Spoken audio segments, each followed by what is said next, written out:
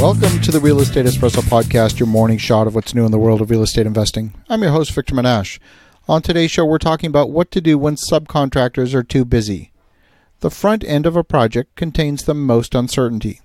This is when you're perpetually in waiting mode, waiting for engineering drawings, waiting for permits, waiting for lenders, waiting for inspectors, waiting for quotes, waiting. The process was supposed to only take a few months. Just when you think everything is ready, one of your chosen subcontractors says they've taken on other work and can't do your project after all.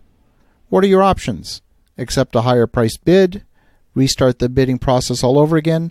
It's easy to feel trapped.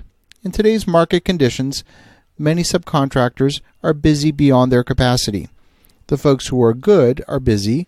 The ones who aren't busy don't usually meet your quality criteria. They're not the ones you want. These are the ones who will accept the work and then not deliver. It's easy at moments like this to feel completely trapped. What do? Your general contractor has certain subs that they prefer to work with. Do you defer to your GC and accept anything they recommend? Do you search for another GC? At the end of the day, it's difficult to overrule your general contractor because as soon as you do, they start to shift responsibility for decisions to you, and that's not what you want. You've negotiated a guaranteed maximum price contract with your GC, but that contract won't be firm until the construction loan is funded and the contract is signed. Until then, it's merely a draft based on quotes that were valid for 30 days, and probably more than 30 days have passed since the quotes were submitted. The subcontractors put a time limit on these quotes for a number of reasons. They know that the material prices can change. A severe weather event like a hurricane can cause local material shortages, and that can cause prices to jump. The current trade negotiations with China have caused material prices to fluctuate. Number two, they know that delays can happen. They know that new projects can show up. They don't want to have to keep their crew in a holding pattern for months until your project's ready to break ground. Unless you're large enough that you have complete control over your subcontractors or can maintain some of the highest value subcontractors in-house, you're going to be negotiating both pricing and schedule with subcontractors.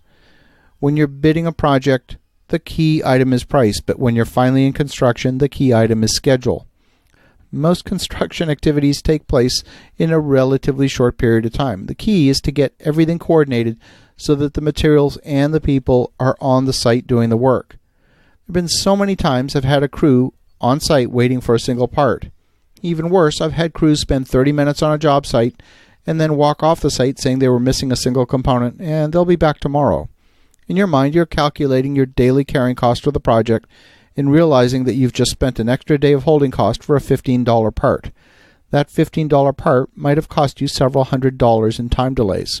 How do you get the right contractors and subcontractors to be loyal to you? How do you get them to align with your goals? Delays happen. That's a fact of life. Sometimes there's little you can do to avoid them when you're dependent on others who make commitments and then don't deliver. The key is to focus on developing the relationships with the contractors and subcontractors that you ultimately have faith in and that you ultimately want to work with on a sustained basis.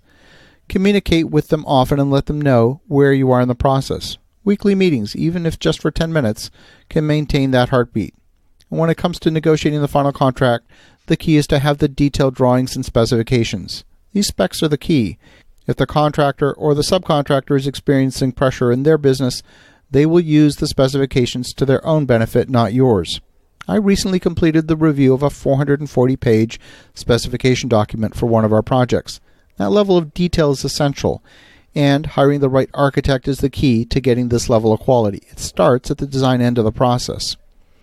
So back to your subs who are too busy. What do?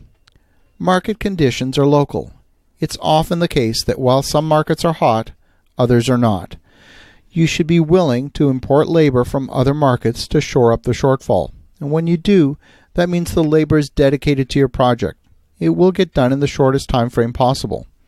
There will be additional cost for lodging, but that cost is small compared with the hourly rate for the most expensive subcontractors.